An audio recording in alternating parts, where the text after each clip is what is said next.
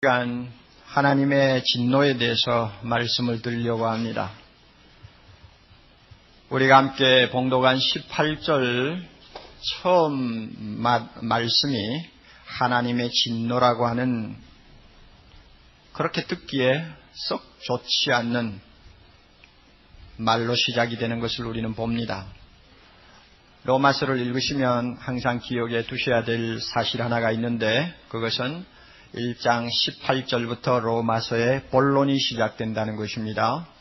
모든 믿는 자에게 구원을 주시는 하나님의 축복을 지금 이제 본격적으로 말씀을 하기 시작하는 서두에서 첫 마디부터 좋은 인상을 갖지 못한 하나님의 진노라는 말이 나온다는 사실에 대해서 우리가 주목을 해야 됩니다. 왜 그런가 하면 인생은 복음을 받기 전에 자기의 처지가 무엇인가를 먼저 알아야 될 필요가 있습니다. 그 처지는 다름이 아니라 하나님의 진노 아래 놓여 있는 사람이라는 것입니다. 나는 하나님의 진노를 지금 받고 있다 하는 처지를 처음부터 인식을 할 때 비로소 복음이 그 가슴에 들어올 수 있기 때문에 이렇게 기록한 것입니다. 18절 처음 말씀하고 끝에 말씀하고 이으면 하나님의 진노가 하늘로 쫓아 나타난다 하고 우리가 말을 할 수 있습니다. 그러니까 하나님은 하늘에서 진노하고 계시고 그 진노가 이 땅에 사는 사람에게 계속 임하고 있다는 의미입니다. 우리는 구원을 주시는 하나님 하면 항상 사랑의 하나님이라는 것을 연상합니다. 하나님은 사랑이시다 하는 것을 우리는 즐겨 또한 고백하고 또한 마음에 생각하기를 좋아합니다. 그런 의미에서 하나님의 진노, 즉 화를 내고 계시는 하나님에 대해서는 그렇게 즐거운 마음으로 접근하기가 싫은 약간의 거부감이 있습니다.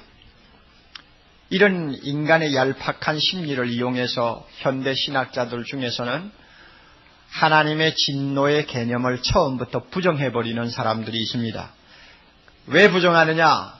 사랑의 하나님, 진노의 하나님, 그것은 말 자체가 벌써 어울리지 않는 말이다. 사랑이면 사랑이고 진노면 진노지 어떻게 사랑이면서 진노냐? 그러니까 그 말 자체가 벌써 모순을 일으키는 용어니까 하나님에 대해서는 사랑을 붙여야지 진노를 붙이면 안 된다 해서 아예 진노를 인정을 안 합니다. 그래서 하나님이 진노 때문에 죄인을 심판하시려고 준비하신 지옥까지도 부정해버립니다. 성경에서 뭐라고 했든 간에 그것은 죄를 짓는 사람에게 경고하기 위해서 만들어 놓은 이야기지 실제로 지옥이 없다는 이야기고, 만약에 지옥이 있다 손 치더라도 그것은 며칠 동안 가두어서 정신 차리게 하고 난 다음에는 풀어주는 곳이지 영원히 벌 주는 곳은 아니다. 이런 식으로 해석합니다. 굉장히 듣기 좋죠? 그랬으면 좋겠죠, 사실. 진노라는 말을 사전에 찾아보면 손해를 당하거나 모욕을 당할 때 생기는 불쾌하고 강한 적대 감정이라고 이렇게 나와 있습니다. 그러니까 이러한 의미를 놓고 볼 때 이것은 하나님에게 어울리는 말이 아니라는 것은 사실입니다. 하나님이 무슨 손해를 보는 것 있나요? 모욕을 당하는 일이 있나요? 하나님은 영원히 자존하신 분인데 뭐 그렇게 감정을 이기지 못해서 화를 부럭부럭 내는 그런 분으로 우리가 생각할 수가 없죠. 그럼에도 불구하고 하나님이 진노하신다 하는 말을 쓰는 것은 어디까지나 하나님을 우리 인간의 입장에서 이해하는 표현이라는 것을 기억하십시오. 말은 항상 불완전합니다. 그래서 하나님이 참 사랑 아닌 다른 면이 있는데 그것을 무엇으로 표현할까? 사람이 쓰는 용어를 사용할 수밖에 없죠. 그것이 바로 진노라는 말입니다. 그래서 먼저 우리가 정리를 해야 될 것이 있습니다. 하나님의 진노는 성격상 어떤 것이냐 하는 것입니다. 진노가 뭐냐? 인간이 화를 내는 거하고 좀 틀린다고 하면 하나님의 진노는 그러면 어떤 것이냐 하는 말입니다. 두 가지를 잘 정리해 놓으십시오. 첫째는 하나님의 진노라는 것은 죄를 조금도 용납하지 못하는 그의 거룩한 품성으로 인해서 나타나는 죄에 대한 반응입니다. 더 간단하게 요약하면 하나님이 거룩하시기 때문에 죄에 대해서 보여주는 반응이 진노입니다.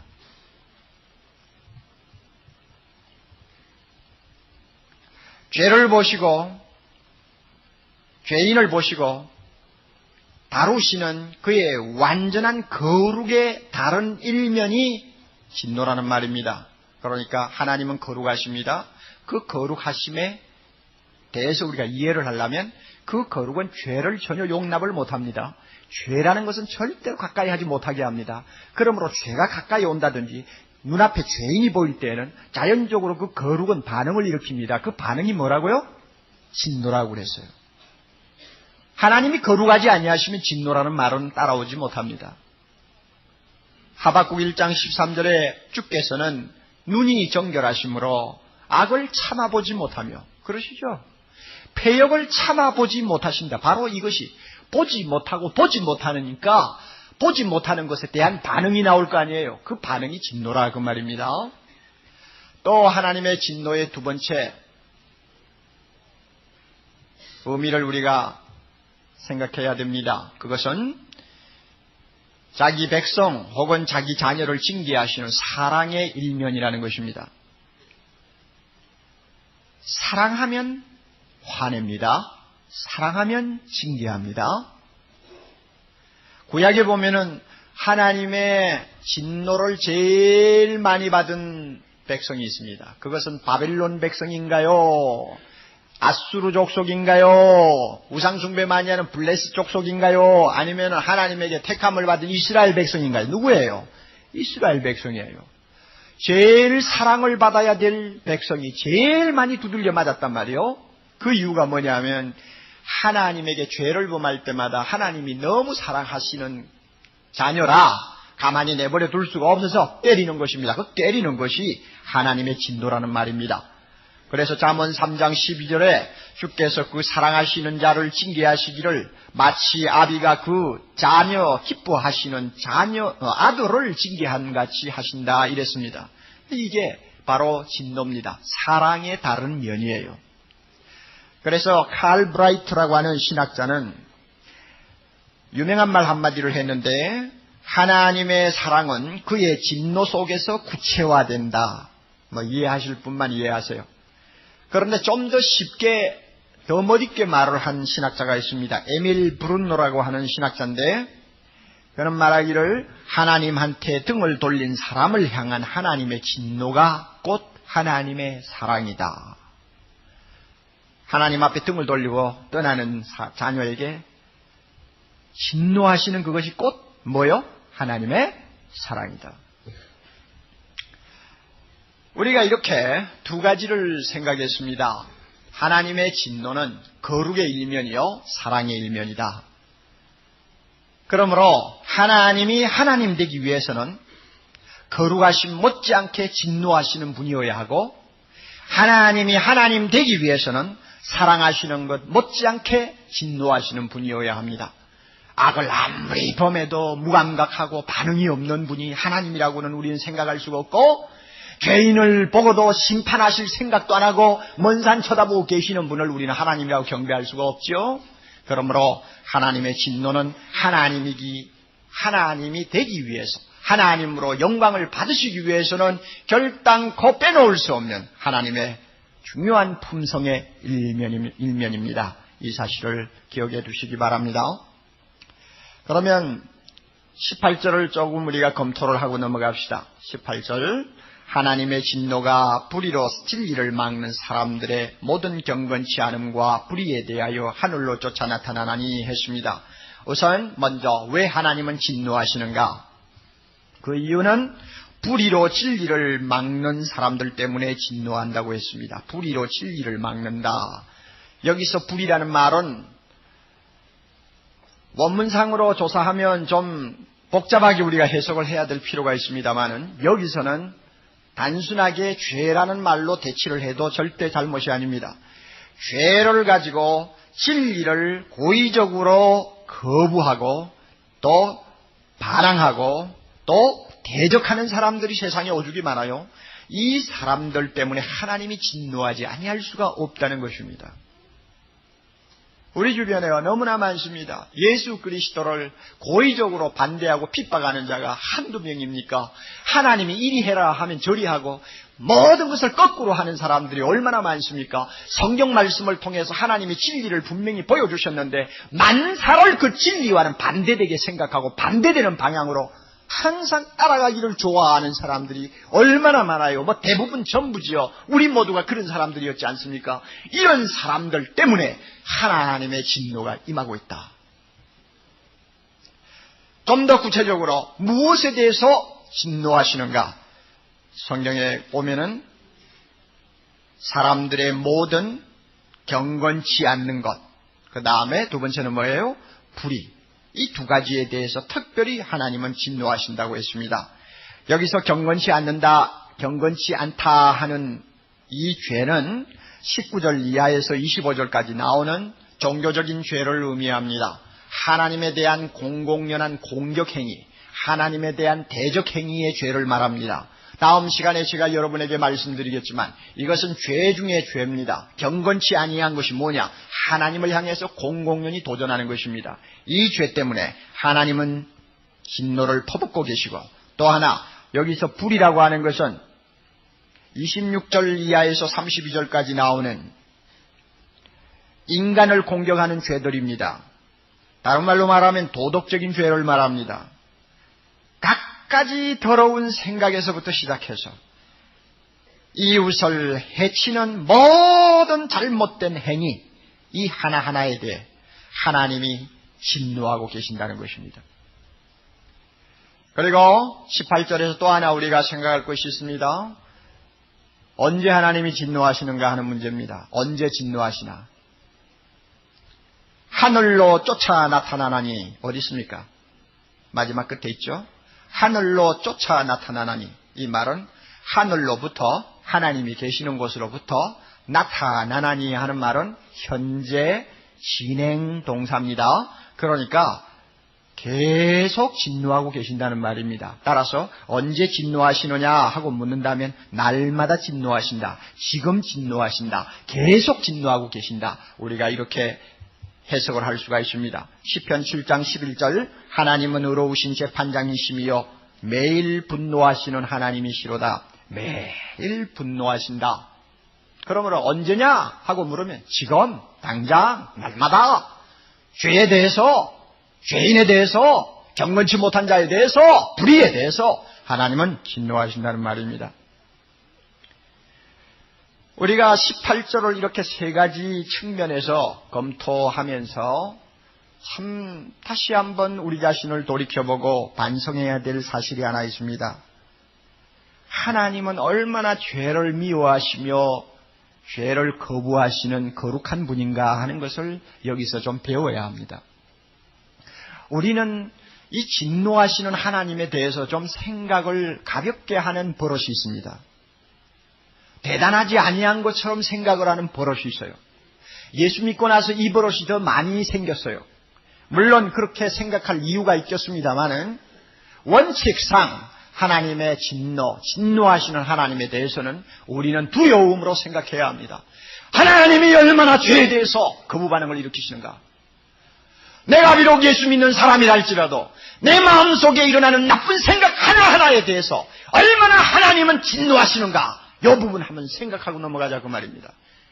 아무것도 아닌 것처럼 그저 평범하게 보아준다 이런 식으로 해석하지 말고, 하나님은 거룩하시기 때문에, 사랑이기 때문에 반드시 악에 대해서는 진노하시고 사랑하는 자가 잘못되었을 때는 진노하시는 분이라는 걸 생각할 때 우리는 진노하는 하나님을 가볍게 다루는 버릇을 가지면 안 됩니다. 두려워해야 돼요.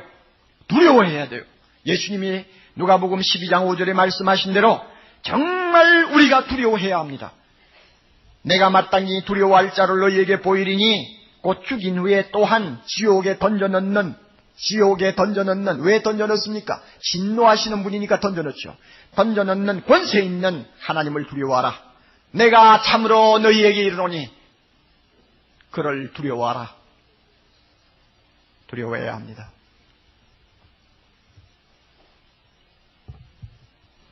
버릇없는 손자처럼 할아버지를 사랑만 할 줄 알지 할아버지를 존경하고 두려워할 줄 모르면 할아버지 수염 자꾸 늘어지는 것처럼 우리가 하나님을 버릇없는 손자처럼 섬기기 쉬워요. 정말 하나님이 어떤 분인가를 알아야 돼요. 진노하시는 하나님.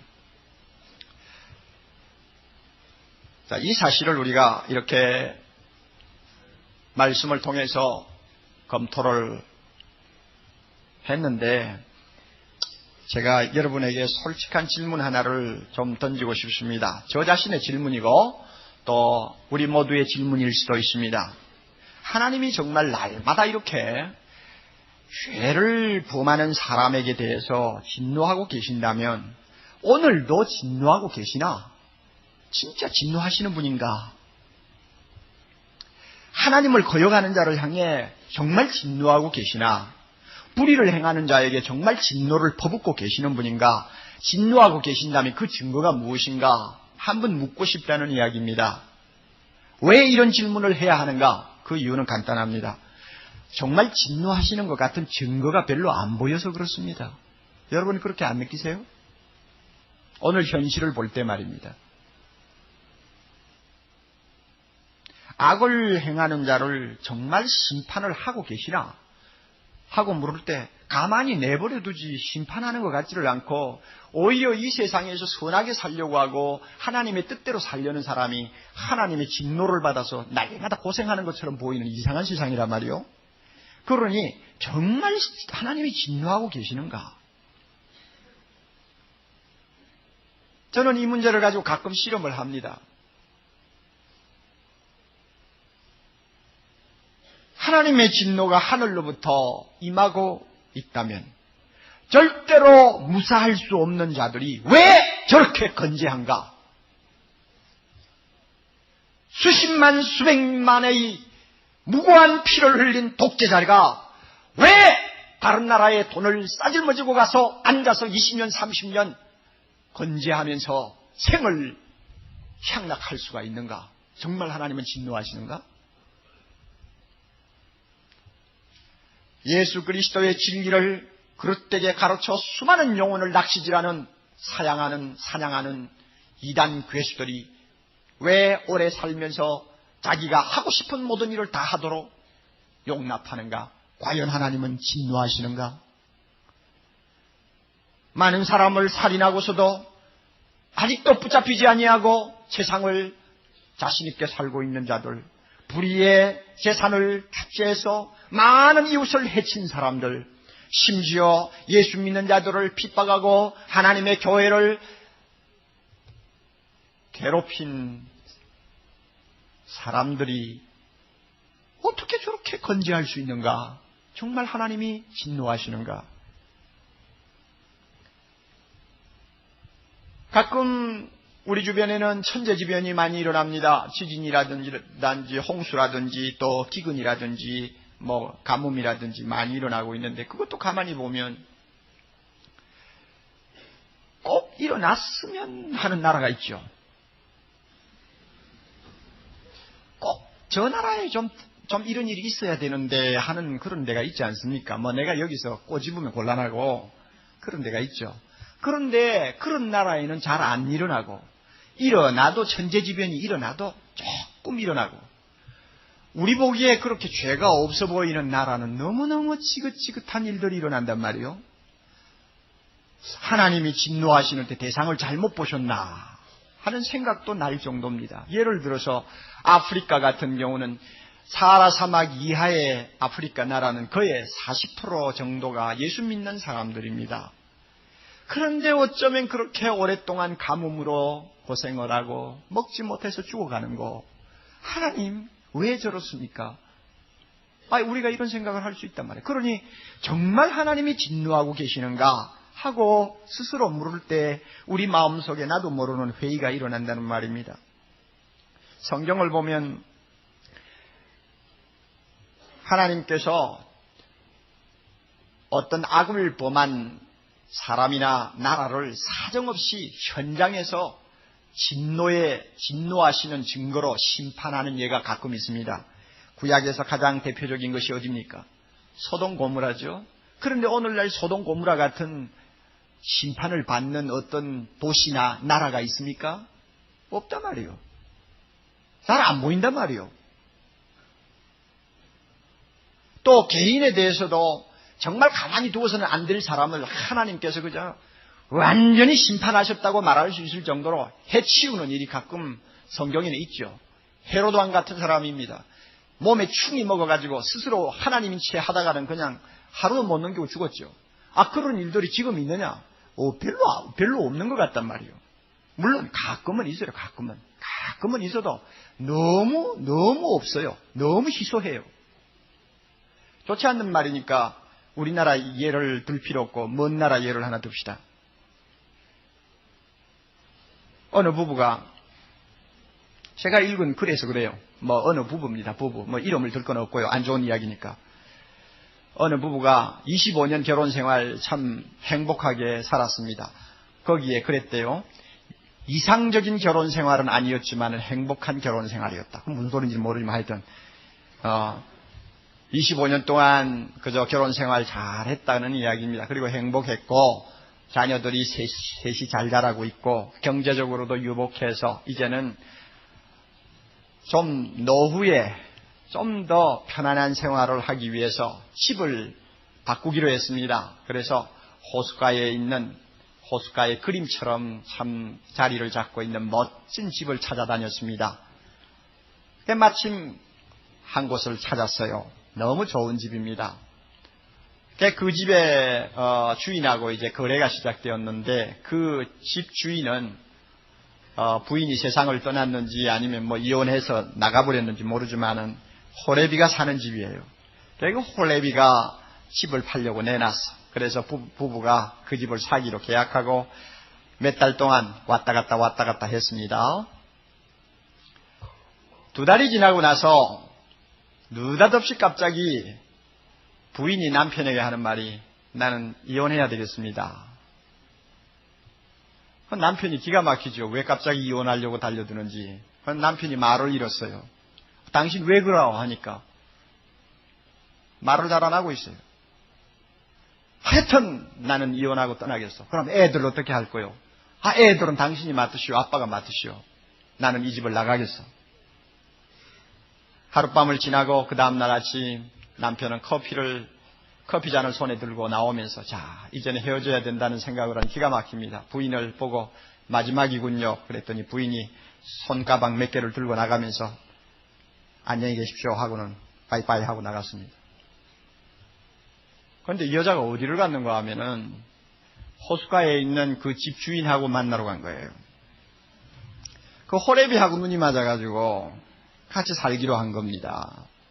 얼마나 기가 막힌 이야기예요. 우리는 기가 막힌 이야기지만 미국 같은 데서는 그저 예사 이야기입니다. 그랬는데 그 여자가 가서 새 살림을 꾸미고 호숫가에서 그야말로 꿈을 꾸면서 사는 생활이 한 2주 지나가서 2주 지나갔는데 갑자기 남편 되는 사람이 남편도 아니지 남자가 심장마비를 이렇게 죽었어요. 누가 진노하신 거예요? 누가 진노한 거예요? 하나님이 진노하시고 진노하시는데 어떻게 했어? 즉각적으로 심판하시죠. 왜 남자를 죽였는지 모르겠어요. 여자를 죽였으면 좋겠는데. 가끔 세상에 보면은 어떤 잘못을 범했을 때 여유를 주지 않고 당장 심판하시는 경우가 있어요. 그거 진노의 표지요. 그런데 그것은 아주 희소합니다. 아주 희소하고 우리 눈에는 잘 안 보여요.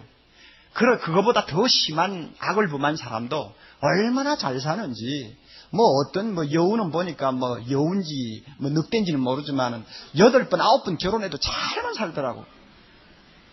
이제는 늙어가니까 이제는 30살이나 나이가 젊은 또 남자하고 또 이제는 마지막 결혼이다 하면서 살더라. 그래도 얼마나 건강하고 팔자가 늘어져 보이는지. 하나님 왜 가만히 두나 말이에요. 그런 거 보면. 그거 보면 이해가 안 돼요. 교회 안에서도 마찬가지입니다. 삽비라와 아나니아 같은 경우는 헌금 잘못하다가 어떻게 됐나요? 하나님의 진노 앞에 그 자리에서 당장 죽었어요. 오늘날 이런 일이 있습니까? 있어요? 벤스 헤브너라고 하는 나이 든 어떤 미국 목사님이 그런 말을 했어요. 만약에 하나님께서 요즘도 교회 안에서 삽비라와 아나니아처럼 잘못한 사람들을 계속 심판하신다면 교회마다 지하실에 영안실을 만들어 두어야 할 것이다 그랬습니다. 안 그러겠어요? 영안실 만들어 둬야죠. 계속 내려갈 테니까. 잘못하면 목사도 내려갈 거란 말이에요. 그렇죠. 내려가죠. 그런데 하나님이 그렇게 진노를 금방금방 하시면서 심판을 하느냐? 그렇게 안 하신단 말이에요. 우리가 이런 것을 볼 때 하나님이 정말 진노하시는 분인가 하는 데 대해서는 의심이 좀 갑니다. 좀 어떤 때는 고약한 짓을 하는 사람은 세상 사람들이 볼 때 과연 하나님이 가만히 안 두고 하나님이 두지 않고 심판을 하셨구나 하고 말할 수 있을 만큼 한번 본때를 좀 보여주면 이 세상이 좀 더 맑아질 것 같은데 전혀 하나님이 그렇게 안 하세요. 회개하고 돌아오는 사람도 더 많을 것 같은데 하나님이 그렇게 안 하신단 말이에요. 그러면 하나님이 진노하신다는 말은 허구에 지나지 않는 것 아니냐? 거짓말 아니냐? 그것은 괜히 겁주기 위해서 성경에 기록된 말에 지나지 않지 않느냐 하고 우리가 마음에 의구심을 가질 수가 있다는 것입니다. 그런데 오늘 저는 이 의구심이 잘못되었다는 것을 성경적으로 여러분에게 말씀드리려고 합니다. 저나 여러분이나 너무 하나님께서 심판하지 않고 내버려 두는 사람들이 많으니까 진노하지 않는 것처럼 오해할 수가 있는데 그 오해가 근본적으로 하나님을 잘못 알고 있다는 사실, 하나님의 진노의 성격을 우리가 이해하지 못하는 데서 오는 것이라는 것을 제가 세 가지로 먼저 말씀을 드리고자 합니다. 첫째로 하나님의 진노는 어떤 성격을 가졌느냐? 첫째의 성격은 하고 싶은 대로 내버려 두는 것입니다. 자, 성경 보세요. 24절 잘 보세요. 보시면서 표도 해놓고요. 24절 그러므로 하나님께서 저희를 다 같이 마음의 정욕대로 더러움에 내어 버려두사 됐어요. 마음에서 일어나는 정욕대로 하고 싶은 대로 내버려 두는 것. 이게 진노입니다. 또 한 것도 있죠. 26절 이를 인하여 하나님께서 저희를 그 다음에 다 같이 부끄러운 욕심에 내어 버려두셨다. 또 한 것 있죠. 28절 또한 저희가 마음에 하나님 두기를 싫어하며 하나님께서 저희를 그 상실한 마음대로 뭐 했습니까? 내어 버려두셨다. 여기서 상실한 마음이라 하는 말은 부패한 마음대로, 부패한 마음 하는 뜻입니다. 그러니까 이 세 가지를 종합해서 보면 인간이 부패한 마음으로부터 정욕대로 욕심대로 하고 싶은 것을 마음대로 할 수 있도록 내버려두는 것, 이것이 오늘날 하나님의 진노의 성격이라고 말이에요.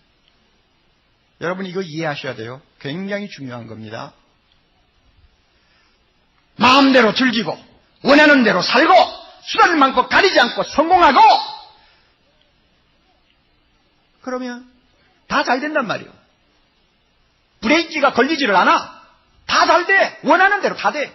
그러면 세상 사람들은 그것을 보고 형통하다고 하는 말을 쓰고 행복하다는 말을 쓰지만 성경에는 뭐라고 하느냐?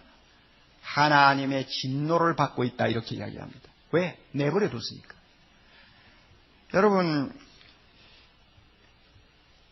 입시를 몇 달 남겨놓은 고3 아들이 공부가 그만 지겨워가지고 아버지 어머니 말을 듣지 않고 나가서 술 마시고 들어오고 학교 안 가고 나중에는 담배 피우고 밤에 나가서 고고춤 추고 밤새 들어오다가 새벽에 들어오고 아무리 아버지 어머니가 달래고 어떤 땐 때리고 가장 여러 가지 좋은 말을 가지고 좀 돌려보려고 했지만은 끝까지 말을 듣지 않다가 나중에는 마약 중독자까지 된다고 해봅시다. 그럴 때는 부모가 이제는 극도로 화가 납니다. 화가 나면 그때 하는 말이 있죠. 막말이 있죠. 막말. 뭐예요? 마음대로 해. 마음대로 해. 너 마음대로 해. 망하든지 죽든지 마음대로 해. 그러면 마음대로 해 하는 것은 내버려 둔단 말이에요. 이것은 부모의 화가 극도로 치밀어 올랐을 때 하는 말입니다. 바로 그거예요. 하나님의 진노가 막 당장 이 사람 죽이고 저 사람 때리고 하는 거 아니에요.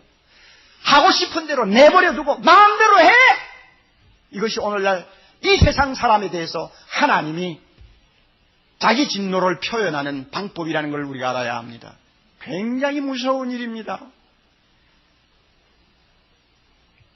그러므로 가끔 가다가 마음대로 잘 안 되고 실패하고 고통을 당하면 그것은 진노입니까? 사랑입니까? 사랑이죠. 그래가 예수 믿고 돌아오는 사람 많죠? 그건 사랑이죠. 그런데 끝까지 마음대로 내버려 두면 어떻게 되나요? 그거는 완전히 하나님의 진노 아래서 끝나는 인생입니다. 정말 불쌍한 사람이에요. 또 하나, 하나님의 진노는 계속 쌓아놓으시는 것을 의미합니다. 당장 그때마다 심판을 하지 않고 계속 쌓아놓고 모아놓는 것을 말합니다. 2장 5절을 봅니다. 2장 5절 보면 다만 내 고집과 해개치 아니한 마음을 따라 진노의 날 곧 하나님의 의로우신 판단이 나타나는 그 날에 어떻게 합니까? 이 말 진노를 내게 쌓는도다. 계속 하나님께서 쌓아놓는 거예요. 마치 댐 속에 물이 가득 찰 때까지 기다리는 것과 같아요. 그러니까 물이 가득 차가지고 댐이 무너진다든지 수문을 열면 굉장히 무서운 힘으로 물이 내려가죠. 하나님의 진노의 날까지 벌 주지 않고 내버려 두어 자꾸 쌓아두는 거예요. 군대에서 흔히 쓰는 말대로 하면 사정거리 안에 들어올 때까지 기다리는 거예요. 당장 그냥 쏘아도 되겠는데 조금 더 기다려. 조금 더 가까이. 왜 기다립니까? 왜 자꾸 기다려요? 명종시켜서 끝내주려고 기다리는 거죠. 마찬가지로 많은 악을 범하는 사람을 당장 그때마다 하나님께서 벌을 주신다면 그것은 사랑이 되겠죠. 사랑의 채찍이 되겠죠. 그런데 끝까지 그렇게 하지 않고 쌓아두시기만 하는 것은 그 사람에게 대해서 얼마나 무서운 하나님의 진노가 임하고 있다는 것을 우리가 배워야 합니다. 여러분 자녀들을 키우니까 잘 알죠? 내가 어릴 때 부모로부터 들은 말 중에 항상 공포를 느끼게 하는 말이 있는데 어디 두고 보자입니다. 두고 보자. 여러분 두고 보자라는 말이 그게 참 그 어린애들에게는 굉장히 무서운 말이거든요. 그럼 아빠 엄마가 당장 그냥 왜 잘못했어 하고 그냥 회초리 하나 때리고 끝내주면 마음 편안하게 그냥 지낼 수 있는데 때리지를 않고 두고 보자입니다. 두고 보자. 그러니까 언제까지 두고 볼지 모르지만은 항상 불안하단 말이에요. 하나님이 바로 오늘날 이 세상의 모든 악을 범하는 사람에 대해서 두고 보자입니다. 이게 쌓아놓는 거예요. 심판의 날까지.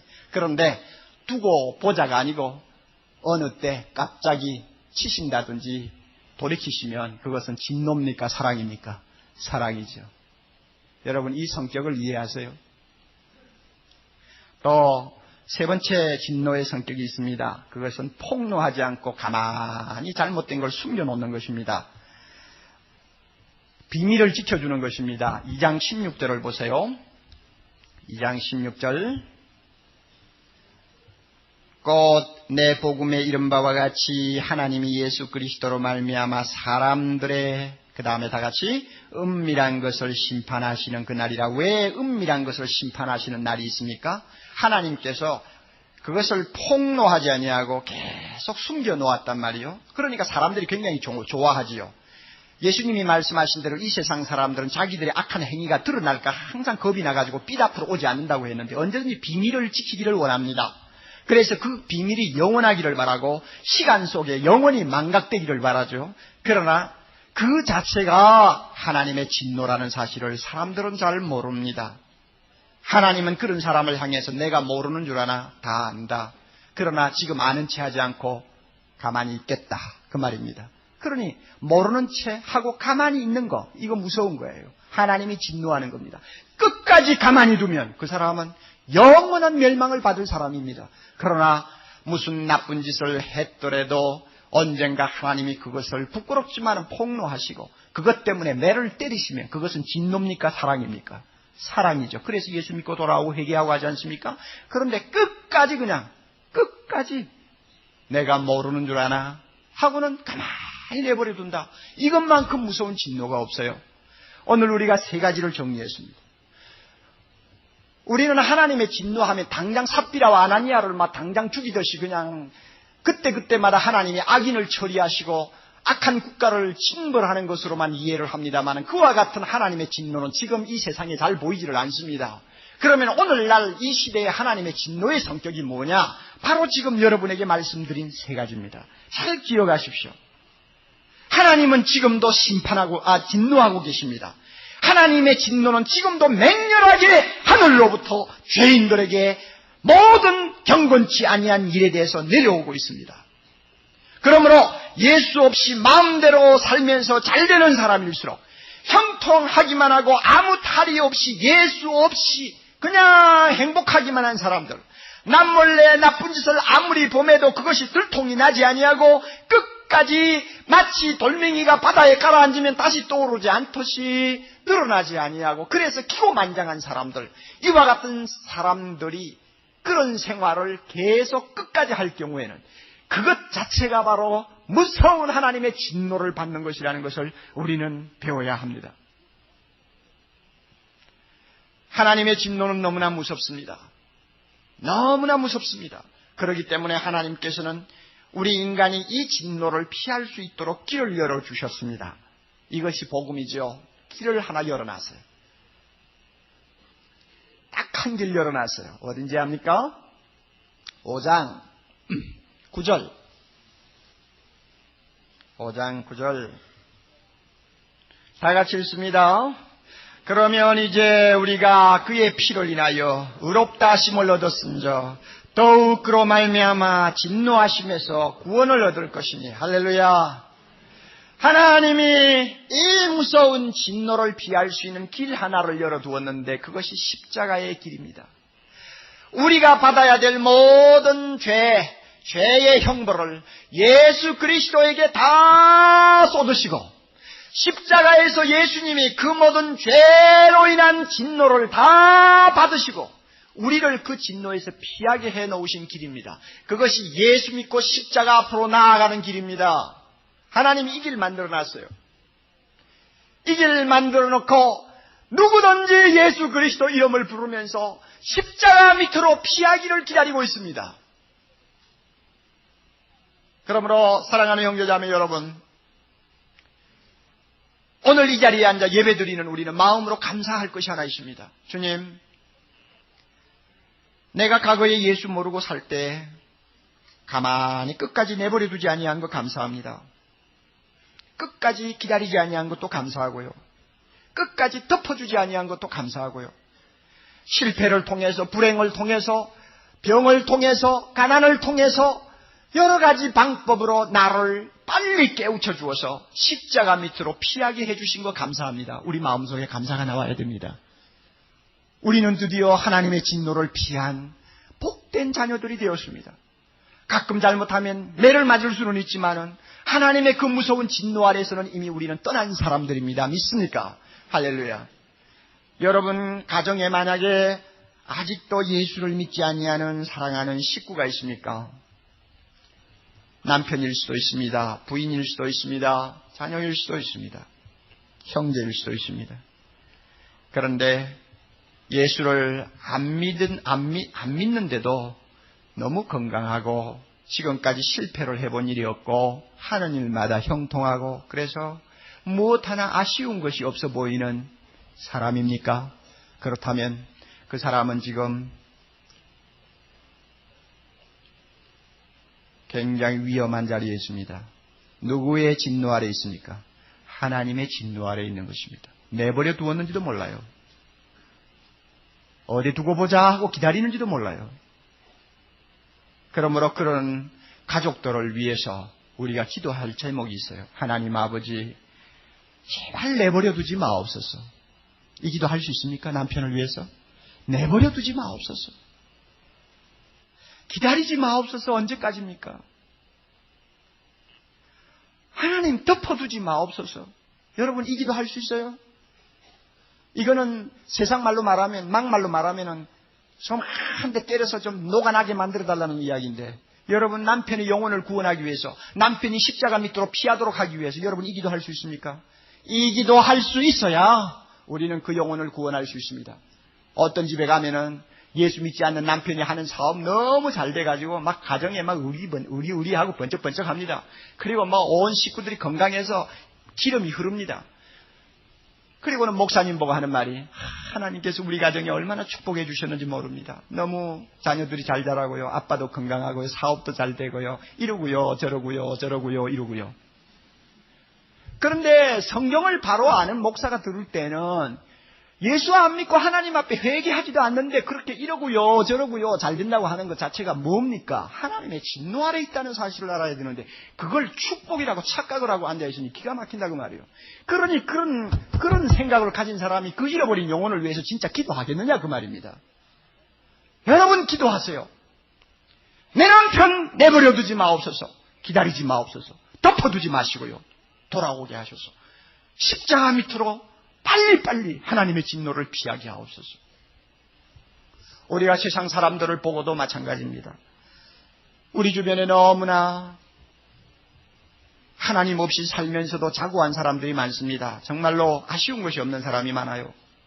끝까지 그들이 그렇게 살면 그들만큼 불쌍한 사람이 없습니다. 왜? 하나님의 진노의 자녀들이기 때문에 그렇습니다. 그들을 향해서 당신 지금 잘 되는 것이 성공이 아니고 하나님의 진노입니다. 당신 지금 형통한 거 당신에게 행복이 아닙니다. 그것은 하나님의 진노입니다. 빨리 피해야 합니다. 예수 믿고 십자가 밑으로 피하십시오 하고 우리가 눈물로 그들을 인도하고 그들을 주님 앞으로 데리고 나올 수 있는 사람이 되어야 합니다. 이것이 우리 크리스찬의 심정입니다. 그러므로 결론입니다. 여러분, 세상을 보는 인식을 바꾸십시오. 행복한 자를 보는 인식을 바꾸세요. 형통한 사람, 성공하는 사람을 보는 시각을 바꾸세요. 성경이 그들을 향해서 무엇이라고 말하고 있는가를 정확하게 판단하고 그 실체를 우리가 바로 볼 줄 알아야 합니다. 모든 사람들이 예수 없이 사는 것은 성공할수록 그것은 하나님의 진노 아래 있다는 것을 알아야 합니다. 그럴 때 그들을 불쌍히 여길 수 있습니다. 이 시간 우리가 그들을 불쌍히 여기는 마음으로 그들을 생각하면서 또 내 가정이 아직도 주님 앞으로 돌아오지 않고 만사가 형통해서 교만에 빠져있는 남편 혹은 아내, 자녀를 위해서 생각하면서 부를 찬송이 하나 있어요. 269장입니다. 269장. 웬일인가 내 형제여 주 안이 믿다가 죗값으로 지옥 형벌로도 바뀌었구나. 웬일인가 내 형제여 재물만 취하다가 세상 물건 불탈 때에 너도 타겠구나. 참 과거에 우리는 이런 찬송 부를 때 안 믿는 식구들 때문에 눈물을 흘리면서 많이 불렀고 안 믿는 친구들 생각하면서 참 눈물로 부른 찬송가입니다. 여러분 하나님의 진노를 아십니까? 진노 아래 놓여있는 사랑하는 식구들을 여러분이 기억해 보십시오. 이런 찬송 부르면서 우리 가슴이 타야 합니다.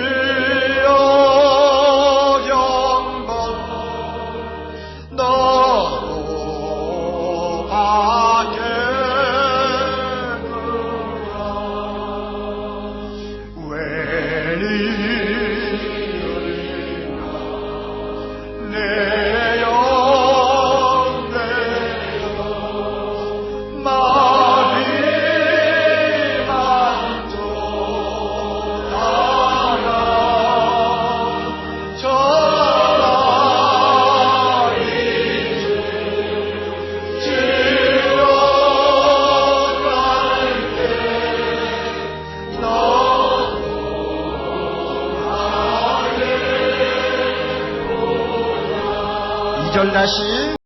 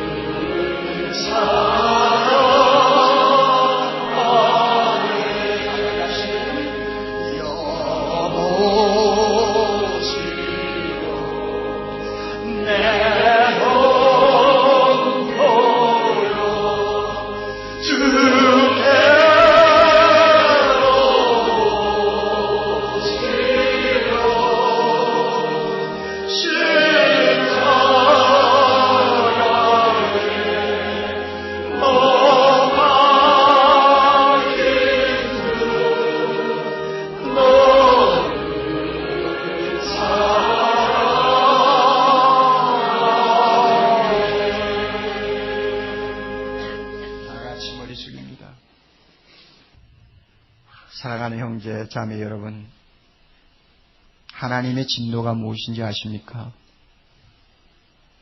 우리는 하나님의 진노를 두려워하지 못하는 굳은 마음, 완악한 마음이 자리 잡고 있다는 것을 먼저 회개해야 합니다. 우리는 세상에서 하나님 없이도 잘 되는 사람들을 바라보고 부러워할 때가 있죠. 그들을 하나님의 진노 아래 놓인 자로 보는 눈이 있어야 합니다. 잘 되면 잘 될수록, 형통하면 형통할수록, 아무리 나쁜 짓을 해도 누구 하나 막는 사람이 없을 만큼 앞길이 확 트여 있는 사람일수록 그는 하나님의 진노 아래 있다는 것을 알아야 합니다. 그들을 위해 우리가 무엇이라고 기도해야 합니까, 여러분? 주여, 기다리지 마세요. 끝까지 가만히 두지 마세요, 주님. 숨겨두지 마세요. 덮어두지 마세요. 십자가 밑으로 피할 수 있도록 주여 꺾어주세요. 우리 이런 기도, 아무리 사랑하는 내 남편이라도 위해서 할 줄 알아야 되고, 자녀를 위해서 기도해야 되고, 내 이웃을 위해서, 내 민족을 위해서 이런 기도할 수 있어야 합니다. 한 목소리로 기도합니다. 한 목소리로 기도합니다. 여러분, 얼마나 답답한 사람 많아요. 기도합시다. 끝까지 하나님의 진노 아래 살다가 망하는 자들 그대로 있으면 안 돼요. 거룩하신 하나님 아버지, 사랑이 풍성하신 하나님 아버지, 하나님은 거룩하시고 사랑이시기 때문에 죄를 그대로 보지 못하시며, 하나님 아버지여, 사랑하는 자가 잘못된 길로 갈 때 가만히 계시지 못하시는 진노하시는 하나님이신 것을 오늘 우리가 다시 한번 배울 수 있게 해주신 거 감사하옵나이다. 우리는 하나님 악을 범하면서도 잘되는 사람들이 너무 우리 주변에 많기에 하나님의 진노가 멎어버린 것처럼 착각하고 있을 때가 많이 있지만, 하나님의 말씀을 통해서 세밀히 살펴보면은 하나님이여, 잘되는 사람일수록, 형통하는 사람일수록, 하나님 없이도 모든 것이 하나님 아버지여 마음대로 되는 사람일수록, 바로 그 상태 그 자체가, 그 성공 자체가, 그 형통 자체가, 그 행복 자체가 끝까지 그대로 계속되면 하나님의 무서운 진노가 된다는 사실을 우리가 말씀을 통해 배우게 해주신 거 감사합니다. 하나님, 그러므로 이제부터 믿지 아니하는 내 식구들, 믿지 아니하는 내 주변에 살아가는 모든 이웃들을 바라보는 눈이 달라지게 해주시기를 바랍니다. 하나님이 준비해 놓으신 십자가 밑으로 하나님의 진노를 피하여 돌아올 수 있도록 우리 그들을 위해 기도하게 하시고 전도하게 하시고, 그들로 하여금 눈을 뜨고 정신을 차릴 수 있도록 만드는 거룩한 복음의 사자들이 다 되도록 해주시옵소서. 주여, 우리를 꺾어주신 거 감사합니다. 우리의 잘못을 그대로 내버려두지 아니하신 거 감사합니다. 우리를 행복하게 하지 않게 하심을 감사합니다. 행복하지 않기 때문에, 성공하지 못했기 때문에, 불행하기 때문에, 고생하기 때문에, 어려움이 많았기 때문에 예수 앞으로 나온 것은 하나님의 진노가 아니라 하나님의 사랑이었음을 알게 해주신 것 감사합니다. 이와 같은 축복을 받은 우리들이 오니 우리들만이 축복 가지고 살지 않도록 해 주시옵소서. 예수님 이름으로 기도하옵나이다. 아멘.